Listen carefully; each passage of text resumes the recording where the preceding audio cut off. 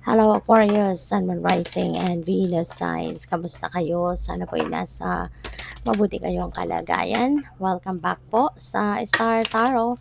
At kung bago kayo dito, welcome din po kayo. Please subscribe, like, share my videos, and leave me a comment kung naka-resonate po kayo. Thank you. So, first card ni Aquarius, we have the energy of the whale. Sabi dito, live as fully conscious being. Ayan. So, para na alam mo, no? Alam mo yung mga nangyayari sa paligid mo. Ano ninyo, savor ninyo ang lahat, no? Lahat-lahat na nagaganap sa buhay ninyo, sa paligid ninyo. Okay? Awareness is also important dito. So, we have panda. Stay balanced and in your essence. Okay? Kasi maari ng iba sa inyo wala sa balanse. 'Di ba? Mararamdaman mo naman din 'yan kung wala kayo sa balanse kasi diyan na magsisimula yung discomfort. Meron nagsisimula diyan na problema kasi yung mga bagay no na hindi ninyo napapansin. May mga bagay na hindi ninyo nabibigyan ng panahon. So, yun, kung ano man ang mga nani-neglect ninyo, kadalasan doon nagsisimula ang problema. Kaya, mas magandang i-maintain ninyo yung balance sa buhay. Dapat lahat ng areas of life na bibigyan mo ng oras, napapansin mo, na-address mo kung ano man ang mga pakunti-kunting diferensya or mga pagkukulang whatsoever, kailangan no, na i-address ninyo habang maaga, habang maliit pa, yung ganon. Tsaka yung kunyari, 'di ba, baka hindi ninyo naaalagaan na yung inyong sarili, 'no? Alam mo yun, yung 'pag nakaramdam ka ng konting mga sakit-sakit sa katawan, sakit ng ulo, balikat, it is your body already talking to you, 'no, na, "Hello, Aquarius, I need your attention." 'Di ba? Kailangan mo ng gamutin ito, kailangan mo ng asikasuhin ito, sumasakit ulo ko, 'di ba? Then you will find out, bakit ba sumasakit ang ulo ko, 'di ba? Maaaring nalilipasan ka ng oras sa pagkain, maaaring kulang ka ng tulog, maaaring hindi ka nakakatulog. So, i-address mo kung ano man yung problema para hindi na lumala, maagapan na, so magiging maayos na, 'di ba? So, kaya you need to give time to different areas of life para nasa balanse ka lang, nasa ayos ka lang. So, we have rhinoceros, be strong and courageous. Okay? Huwag kang matakot. Wala kang dapat nakatakutan in the first place. 'Di ba? The universe is always there for you and with you. Kaya wala kang dapat nakatakutan. No, lagi ka lang magdadasal. No? Always ask for guidance. Always ask for protection.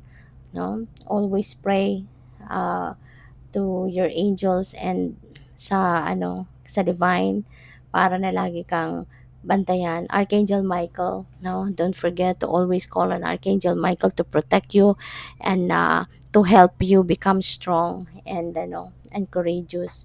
'Di ba? Para kahit anumang sitwasyon mo sa buhay, mahaharap mo, makakaya mo, 'di ba? So, tignan natin kung ano pa ang ganap. And by the way, maraming salamat for subscribing. And if you haven't subscribed yet, subscribe na kayo. And also, maraming salamat din for not skipping the ads. Malaking bagay yan sa akin. And also, please click the join button sa baba ng video kung gusto niyo na mag-join kayo sa membership. Okay? Salamat. So, we have a no. Ayan. So, yung no na to, negotiable pa to. No? Kasi wala pa siyang exclamation point. So, pwede pa tong mabago. Pwede pa tong maging yes or pwede pa tong maging definite no na. Diba? So, depende yan sa pag-uusap ninyo ng kung sino man pwede no, na mabago pa yung takbo ng conversation ninyo. So, ask your angels. Diba? Always ask your angels whenever you need help, whenever you need clarity, kung ano man ang kailangan ninyo, no? Tawagin ninyo lagi ang inyong mga guardian angels because that they are always there for you and with you. No? Lagi sila nandiyan dyan, handang tumulong sa iyo, handa kang gabayan, no? So we have compromise. Maaari na ang iba sa inyo dito is going to um, settle in a compromise. Baka nagkaroon kayo ng hindi pagkakaintindihan ng kung sino man. So, yun, maaaring kayo ngayon ay makikipagbati na, makikipag-ayos na. You are going to siguro offer peaceful resolution, 'di ba? Para na hindi na lumala pa or hindi na lumawig pa ang hindi ninyo pagkakaintindihan. So, maaaring ikaw na dito yung ikaw na dito yung mag-e-effort, 'di ba, na makipag-usap. Ikaw na dito yung pupuwedeng,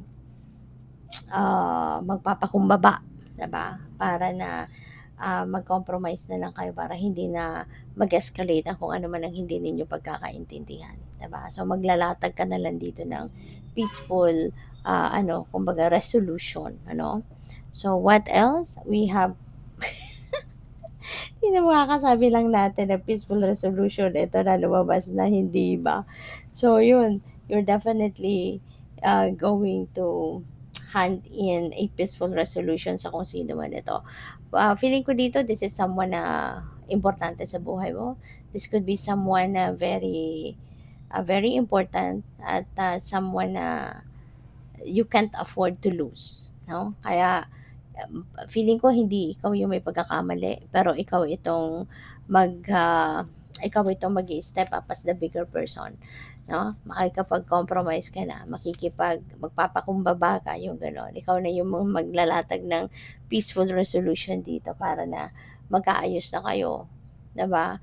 Bumalik na kayo sa dating, state or level ng inyong, relationship, anumang klaseng relationship ito. Kasi pupuwedeng person mo 'to, pupuwedeng kapatid mo 'to, pupuwedeng katrabaho mo, kaibigan. So, depende 'yan sa inyong sitwasyon. But 'yun, willing kang magpakumbaba, willing kang lunukin ang inyong pride para lang na magkaayos na kayo ng taong ito. So, go for it. So, listen to your intuition, rather than listening to other people, 'no, na maaaring nagsusulsul sa'yo, 'di ba? So, rather than listening to those, mas pakinggan mo dapat ang iyong intuition. Mas pakinggan mo dapat yung binubulong ng intuition mo because your intuition is divine guidance. Your intuition is guidance from the divine. Yun ay mensahe sa iyo ng divine universe, and that is going to lead you towards the right direction, towards the right decision, towards the right path. So, what else? We have asked for help from others. Kung sa tingin ninyo, kailangan nyo ng extra hand, di ba? Huwag kang magdalawang isip. Reach out to someone at hingi ka ng tulong.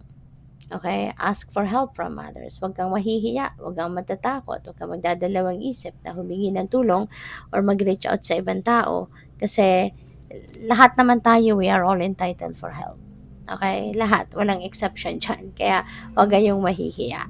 So, good luck. Thank you for watching. Love and light. Namaste.